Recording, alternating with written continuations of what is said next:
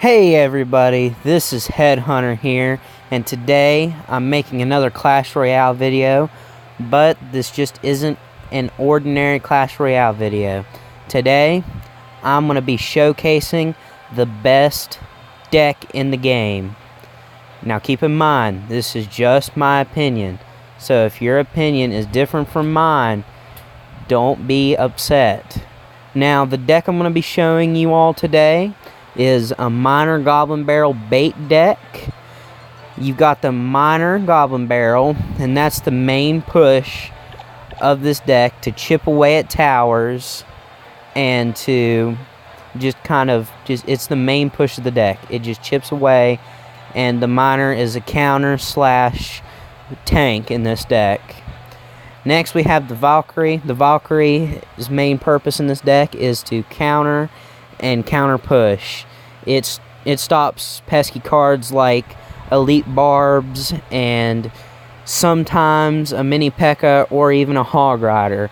Next, we have the Skeleton Army and the Minion Horde, and their main purpose in this deck is to counter and spam. That's pretty much all they're used for.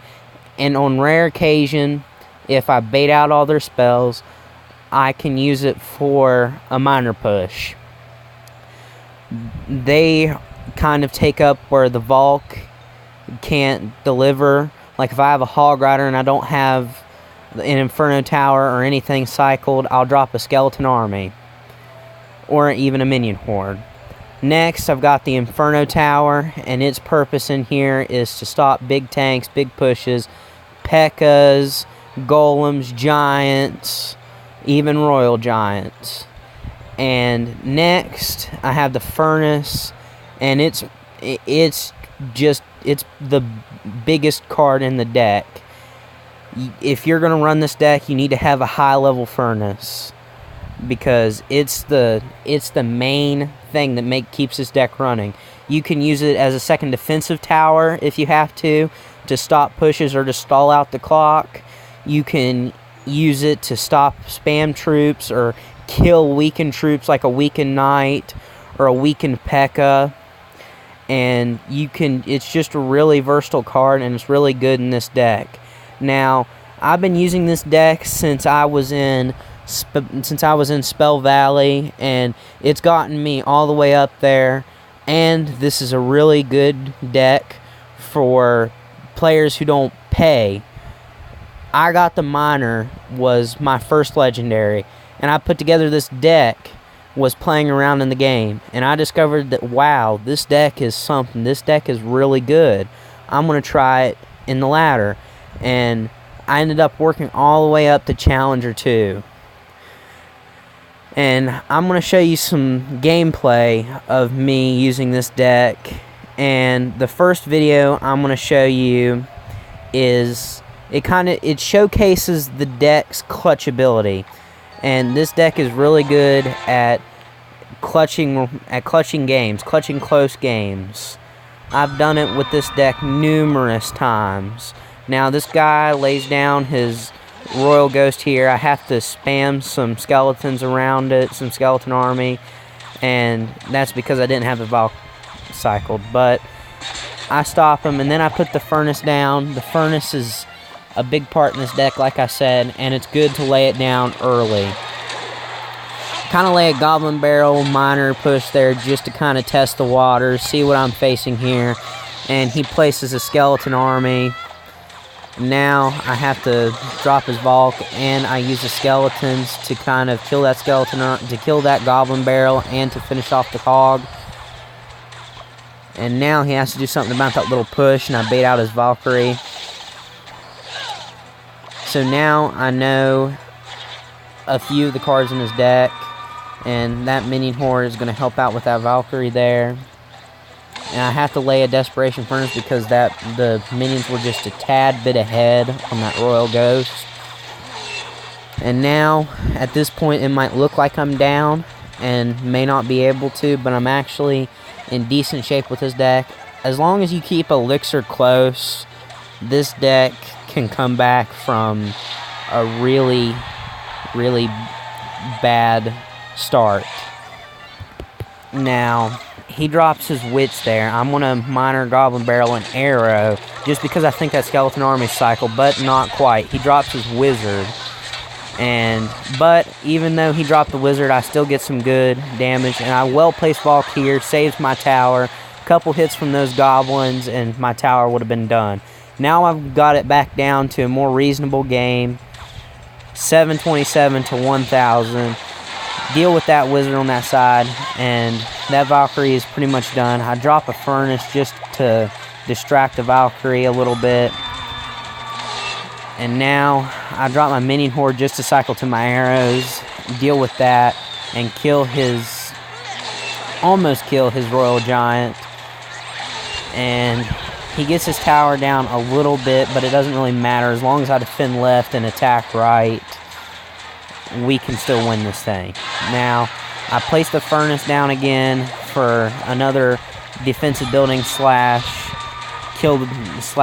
attack building. And those mini hordes are doing excellent for me. I lay down an Inferno Tower just to be safe with that hog.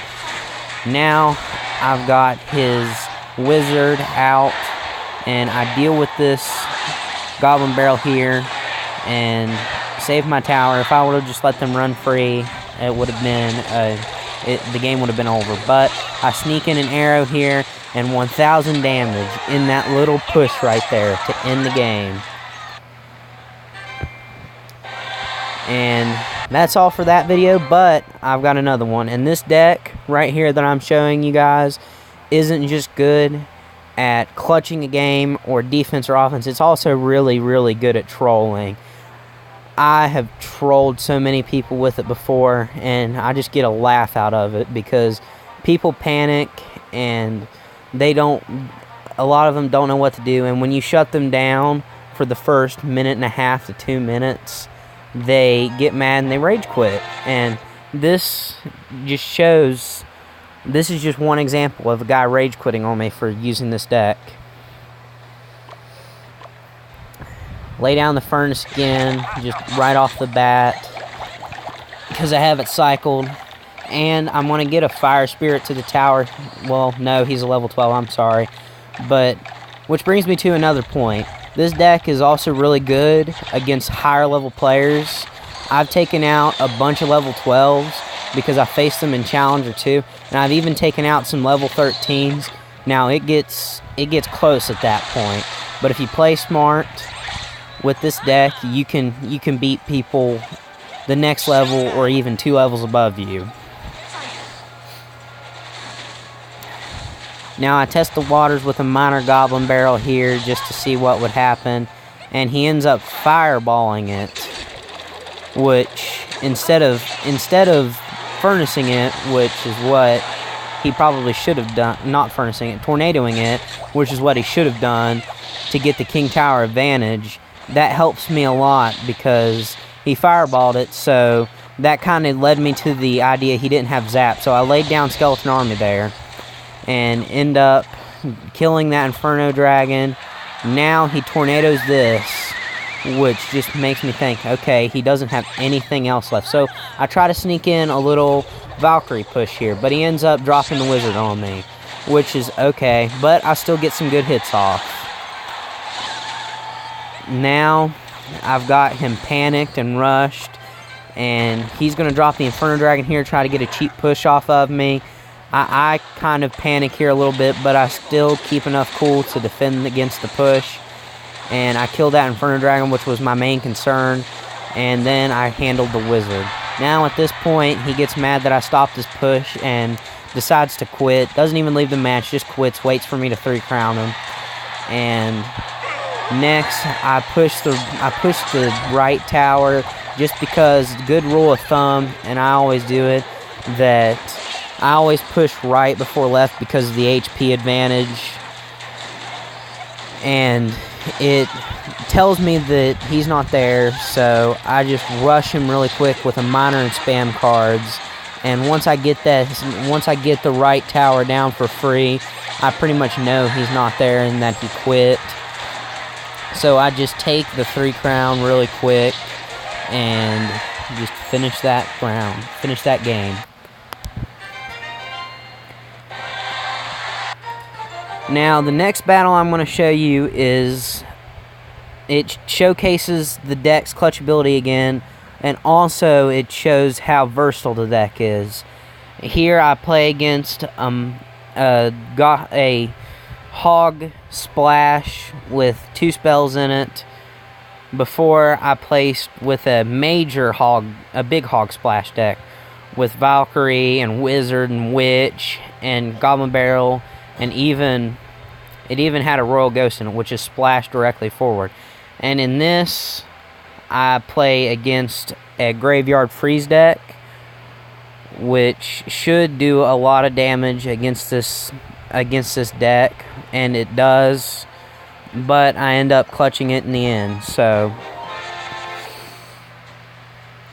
okay, I start off, because I don't have my furnace cycled yet, I start off with a Goblin Barrel Miner push, just to kind of test the waters. He ends up playing bats, and I decide not to arrow it, and get some good damage on the tower anyway. He plays his Rascals, and I just go with it until I realize I've got a Valkyrie next up on cycle, so I play my Skeleton Army just to get up to the Valkyrie. And I drop the Valk to kill the Rascals off.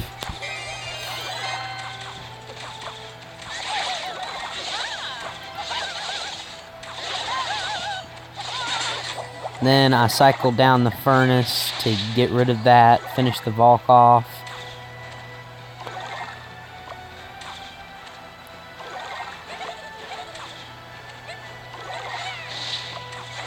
And now I see that Inferno Dragon drop, so I split these minions up here.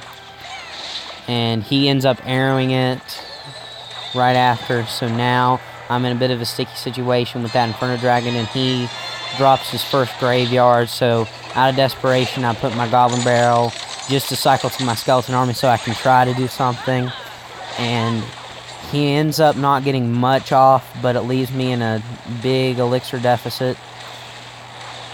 And now I place down the Furnace to get a building down and try to chip some damage away from his tower. It ends up backfiring though, because he places that Tombstone again and the Inferno Dragon. And at this point I should have expected the same exact push coming, and I should have played it a bit different, but instead I didn't. And I'm going to be honest, it's lucky I even won this match.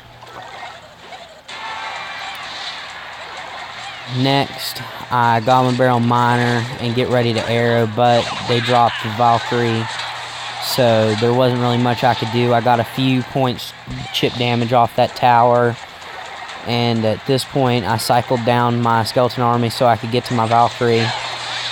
And now, I should have known the freeze was coming, and he freezes it and gets my tower down a good bit here. And out of desperation, I put a Skeleton Army down, which ends up saving me some HP in the end.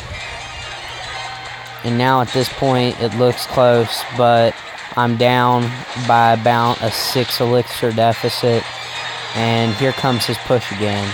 So, in desperation, I place down the Valkyrie, and ends up all getting frozen. He arrows, and I end up arrowing just in the nick of time to save the game. And now, at this point, he starts to get cocky and starts to think he has it won. And this is where this deck comes into play. You just a couple good timed pushes, and you've won with this deck.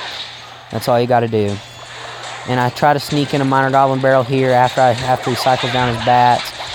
I arrow as soon as I get elixir, and I did some serious damage here. Place down the Valk just in the nick of time to stop it, and I'm faced with a situation here. I dropped the Skeleton Army just down just a little too late. I end up saving it with 247 left, and I sneak a Goblin Barrel in here after I put down my minions, and I end up getting some really good damage off of this again. Arrows. And now I'm down to 500. Now he's down to 500, which is a reasonable game, especially since he doesn't have any damage spells except for arrows. But he's going to save his arrows to help defend himself. And now I've got him down to 186, which is very easy to do with this deck. I end up sneaking a Goblin Barrel and arrows in just in the nick of time to kill his bat and clutching the win. And that's just shows how versatile this deck is. Well, everybody, I hope you enjoyed the video. Please leave a like and subscribe, and goodbye.